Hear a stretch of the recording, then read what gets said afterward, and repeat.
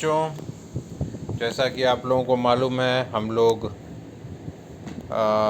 सतीश चंद्रा की medieval Indian history follow कर रहे हैं। बच्चों, आज हम लोग एक नई हेडिंग शुरू करेंगे।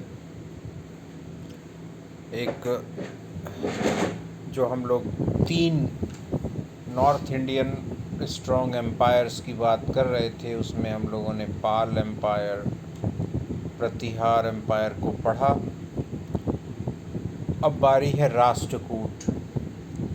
ये जो राष्ट्रकूट वंश के राजा थे, उनका किस तरीके से कहाँ तक प्रभाव था और बहुत सारी बात। While the Palas and the Pratiharas were ruling over North India,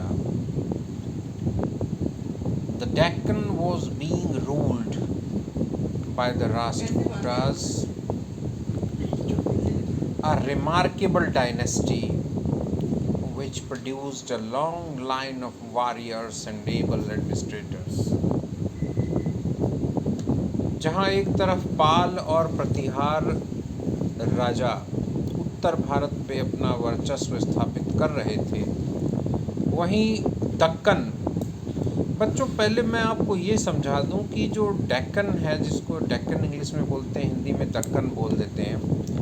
Deccan का मतलब दक्षिण भारत नहीं है, साउथ है ना। दक्कन को आप साउथ इंडिया कंसीडर मत करिए। दक्कन जो है ये महाराष्ट्र का दक्षिणी इलाका हो गया, आपका कर्नाटक का उत्तरी इलाका हो गया, ठीक है, आंध्र प्रदेश का उत्तरी इलाका हो गया, ठीक है, तेलंगाना का उत्तरी इलाका, ये सब मिला करके दक्कन कहलाता था। तो दक्कन जो है उस पर राष्ट्रकूट वंश के राजाओं का शासन था, जो कि बहुत ज़्यादा उल्लेखनीय वंश था और इसने बहुत सारे योद्धाओं को उत्पन्न किया और बहुत सक्षम प्रशासकों को भी जन्म दिया। कहने का मतलब कि राष्ट्रकूट अगर इतिहास के पन्ने पर हैं तो निश्चित रूप से वो अपनी काबिलियत के कारण हैं। The kingdom was founded by Danti Durg, who set up his capital at Manyakhet or Malkhet near modern Sholapur. The Rashtrakutas soon dominated the entire area of northern Maharashtra. Rashtrakuta जो वंश है, जो राज्य है, इसकी स्थापना का श्रेय दांती दुर्ग को जाता है, जिसने अपनी राजधानी मान्यखेत, जिसको कि मलखेट भी कहा जाता है, जो कि आजकल के आधुनिक शोलापुर के करीब है, वहाँ उसने अपनी राजधानी स्थापित की। और बहुत जल्द राष्ट्रकूट राजाओं ने लगभग पूरे उत्तरी महाराष्ट्र पर अपना प्रभुत्व जमा लिया। They also engaged with the Pratiharas for the overlordship of Gujarat and Malwa, as we have seen above.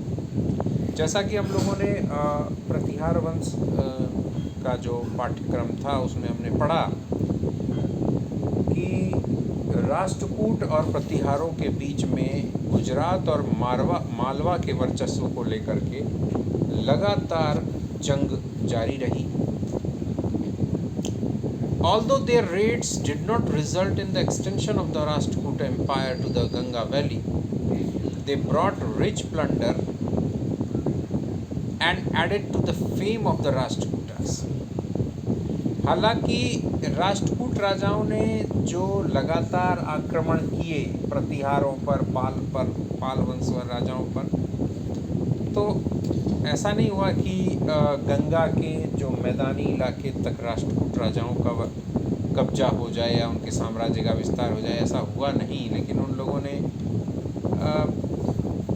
सबसे बड़ी बात कि कुछ इलाकों पर अपना कब्जा बनाया। इसके अलावा सबसे बड़ी बात थी कि राष्ट्रकूट राजाओं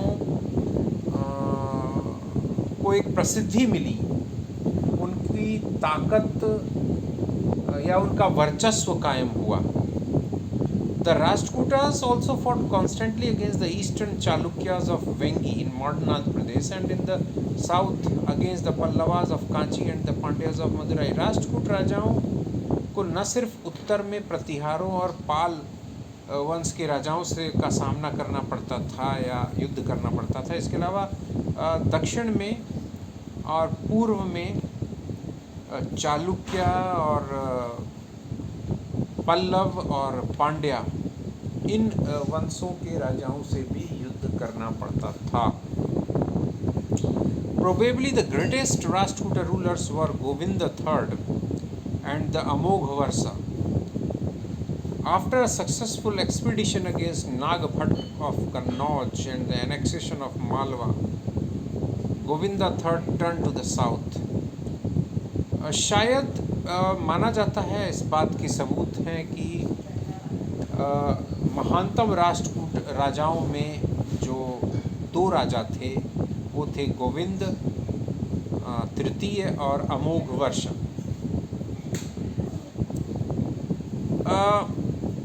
गोविंद तृतीय ने नागभट्ट जो कि प्रतिहार वंश का एक राजा था उसको कन्नौज की लड़ाई में हराया और मालवा को अपने कब्जे में लिया। इसके बाद गोविंद तृतीय दक्षिण की तरफ बढ़ा। We are told in an inscription that Govinda terrified the Kerala Pandya and the Chola kings and caused the Pallavas to wither। और एक इंस्क्रिप्शन पे ये पता लगता है कि गोविंदा ने केरला पांड्या चोला राजाओं को एकदम भयभीत कर दिया और पल्लवों को तो अपने अधीनस्थ कर लिया कुछ दिनों के लिए। तो इससे ये पता चलता है कि उस समय जो गोविंद तृतीय था राष्ट्रकूट वंश का जो राजा, वो काफ़ी हद तक प्रभावशाली था और शक्तिशाली था। The Ganga, who became dissatisfied through baseness, were bound down with fetters and met with death. The king of Lanka and his minister, who had been negligent of their own interest, were captured and brought over as prisoners to Halapur.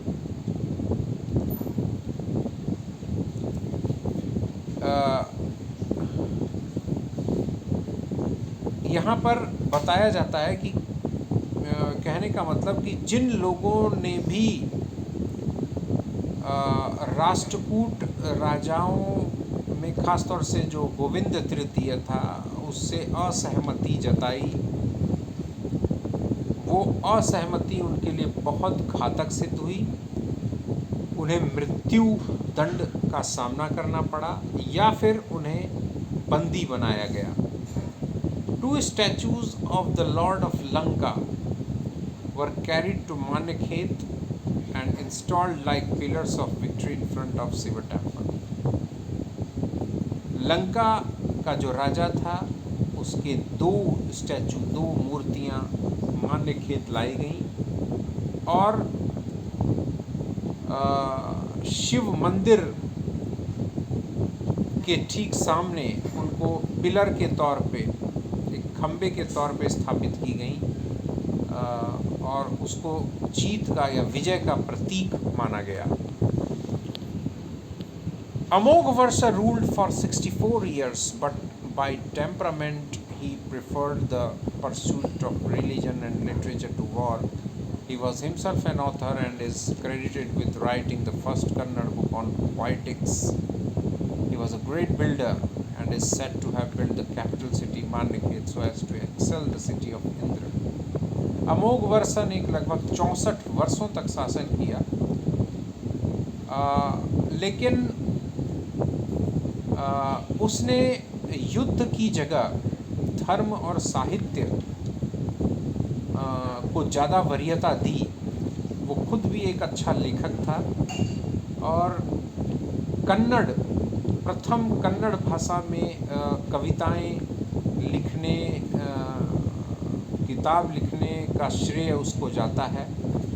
वो एक बहुत एक मतलब ये कहेंगे कि हम architecture के क्षेत्र में भी वो एक महान राजा था, क्योंकि मान्यखेत जो कि कैपिटल सिटी थी उसको उसने बिल्ड इस तरीके से भव्य बनवाया। और उसका मानना था कि उसका जो शहर है वो देवराज इंद्र का शहर जैसा बने, स्वर्ग जैसा। बच्चों, ये आज का वीडियो यहीं तक। उसके बाद फिर हम लोग नेक्स्ट पैराग्राफ की ओर बढ़ेंगे। और जैसा कि हम लोग मैं आपको फिर से बताता चलूँ तो हम लोग राष्ट्रकूट वंश के बारे में पढ़ रहे हैं बच्चों। तब तक के लिए गुड नाइट।